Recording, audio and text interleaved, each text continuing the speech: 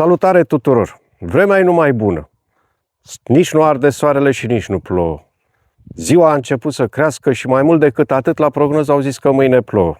E vremea numai bună de pus arpagicul. Haideți să o facem!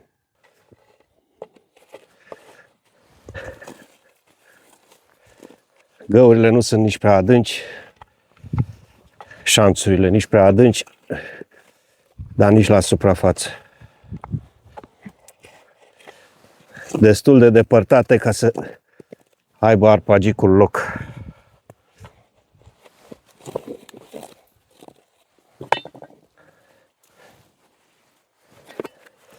Mai apare câte o rădăcină de buruiană și o arunc.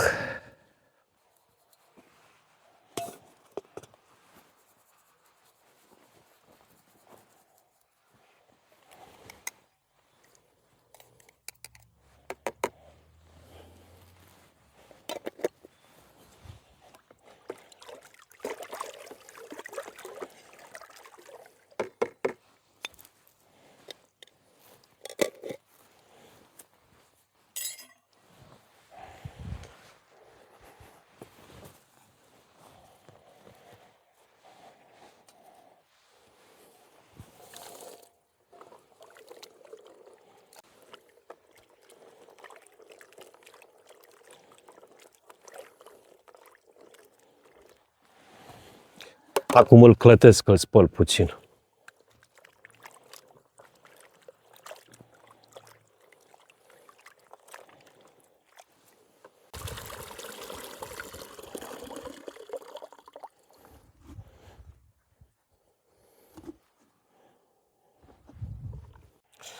Da, haideți să punem arpagicul.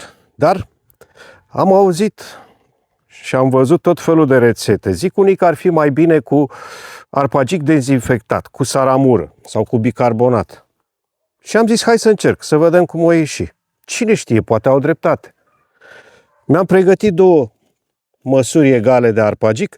Una e dezinfectată cu saramură, cealaltă nu. Încercăm, vedem. Mi-am făcut șănțulețele în care să pun arpagicul, așa cam la 20 de centimetri unul de altul. Am împrăștiat puțină cenușă. Face bine la sol, fixează mineralele în sol. Și pun arpagicul așa cam la distanță de o palmă între firele de arpagic. O să le pun întâi pe cele dezinfectate cu saramură, cu mustățile în jos. Nu le bag prea mult în pământ, doar atât că să poată să scoată nasul deasupra. După primele 5 rânduri, continui cu arpagicul normal. Unul lângă altul, tot la fel, la distanță de o palmă. Arpagicul nu prea mare, dar nici prea mic. Dacă îl pun prea mare, face duduloaie de alea mari. Tije lungi.